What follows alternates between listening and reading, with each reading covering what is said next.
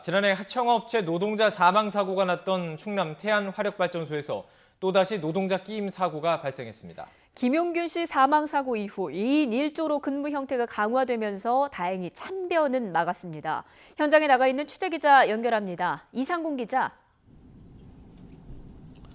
네, 충남 태안화력발전소 앞입니다. 네, 먼저 사고 발생 경위 자세히 전해주시죠.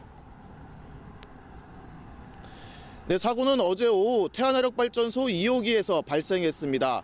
하청업체 노동자 48살 윤모 씨가 컨베이어 벨트 석탄 공급 설비에 끼어 병원으로 옮겨졌습니다.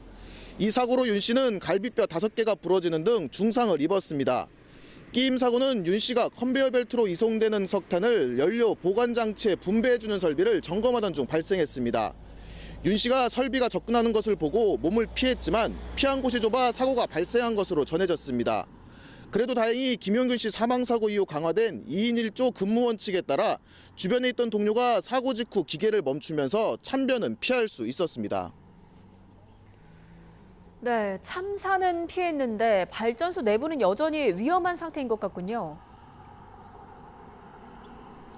네, 그렇습니다. 고 김용균 씨 사망 사고 이후 3개월 만에 또다시 사고가 발생했습니다. 이번에 사고로 다친 윤 씨는 발전소에서 20년 넘게 근무해왔던 것으로 알려졌습니다. 고 김용균 씨 시민대책위는 윤 씨가 내부 구조를 잘 알고 있어 더 큰 사고로 이어지는 것을 막을 수 있었다고 설명했습니다.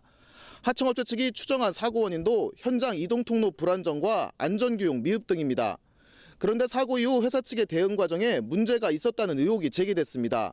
사고 발생 시간이 오후 2시 10분이었는데 윤 씨가 발전소에서 병원으로 향한 건 1시간 40분 뒤인 오후 3시 50분이었기 때문입니다. 하청업체는 해당 시간 동안 사고 보고를 위해 윤 씨의 다친 부위를 촬영했던 것으로 확인됐습니다. 이에 대해 한국서부발전 측은 오후 5시 40분쯤 하청업체 측이 윤 씨를 병원으로 이송한 뒤 사고 내용을 보고해 병원 이송이 늦은 이유는 알 수 없다고 밝혔습니다. 또 CCTV 확인 결과 다친 윤 씨가 이동 통로가 아닌 곳으로 이동한 것으로 확인돼 노동자 판단 오류로 사고가 났다는 해명을 내놨습니다.